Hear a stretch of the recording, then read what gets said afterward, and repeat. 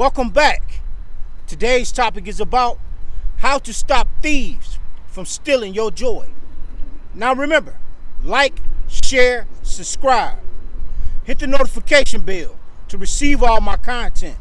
Leave a comment below to let me know how you feel about the subject.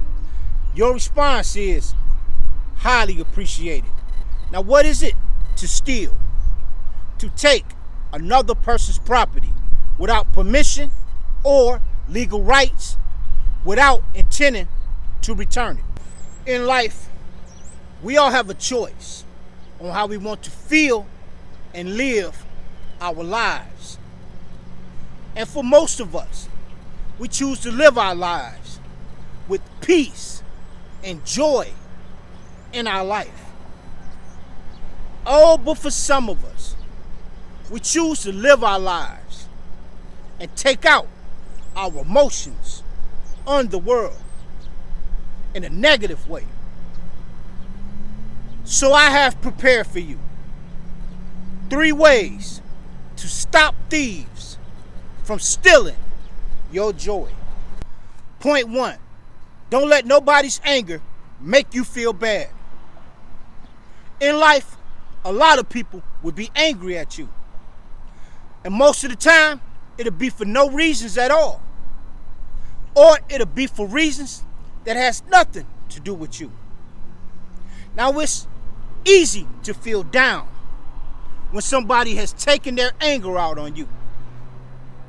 And it's hard for you not to let it stop you from being positive and productive in your day.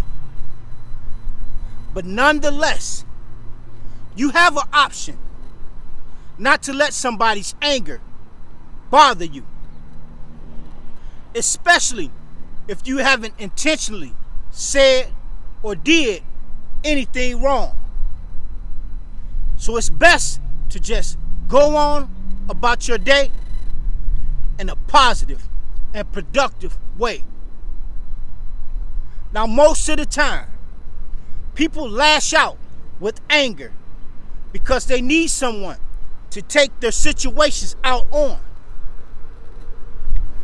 Now, in certain situations, like on the job, you may be forced to consistently and mentally prepare not to let somebody's anger get to you. So in certain situations, you need to have thick skin, because not everyone treats others with respect and kindness as you do. Now, people are in your life because you have allowed them the privilege to be in your life. And it's not arrogant to say that it's a privilege to interact or be in your presence. In fact, framing yourself in this way teaches you to recognize the respect and dignity you deserve. Seeing yourself as a privilege gives you the right to decide how someone has to treat you in order to enjoy the privilege of you. Point 2, don't let nobody's negative words hurt you. This ties in somewhat with my first tip. The number 1 joy-killing tactic that people use is negative words. They talk down on you, insult you, and in general, say things to make you feel less about yourself. Now, there's 2 tactics that I use to deal with situations like this. Number 1, I ignore the comment. If somebody says something belittling or disrespectful of me, why should I pay that any attention?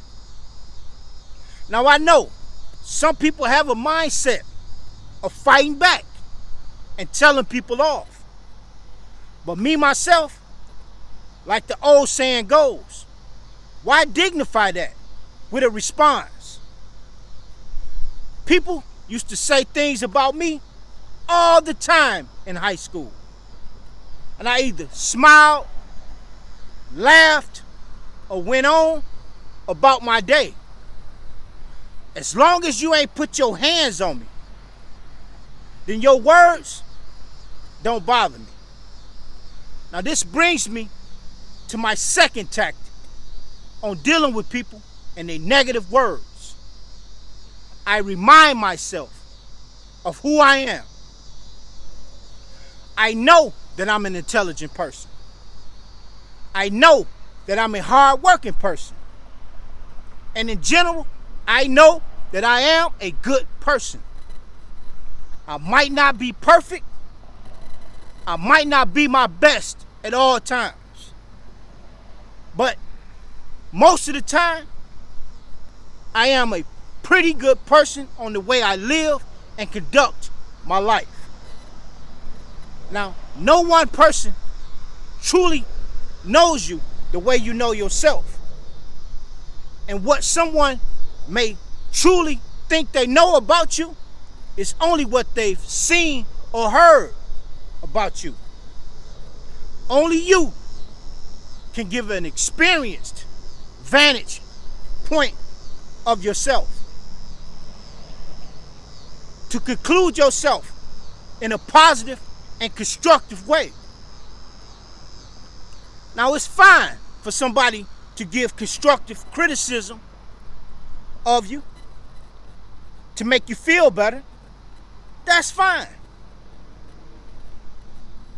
But if they saying things to make you feel useless or incompetent, don't pay that any attention. Don't ever let nobody steal your joy. And constantly remind yourself on how incredible and extraordinary you are.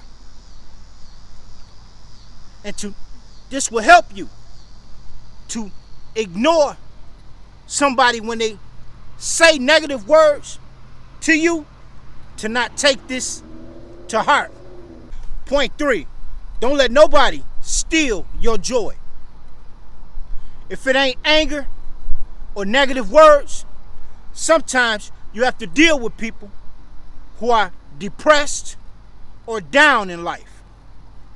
Now, this can be a drain, especially if you are focused on enjoying your life. You want to be empathetic of someone's struggle, but at the same time, you don't want this to stop you from being happy. Now, in this case, you could try to still be supportive or encouraging on helping somebody to be positive in their life. But if they are still down in life and not showing any form of positivity in no way, then you have to limit your time for the sake of keeping your joy. We cannot be responsible for making no one happy. Each and every one of us has to decide to be happy for ourselves. Now I'm going to leave you with a Bible scripture. Ephesians 6:11. Put on the whole armor of God so that you can stand against the wiles of the devil. And I want to encourage you to protect your peace and happiness by all means necessary. And it's okay to encourage others to be happy and joyful in their life. But your number one mission is to protect your peace and joy. Thank you.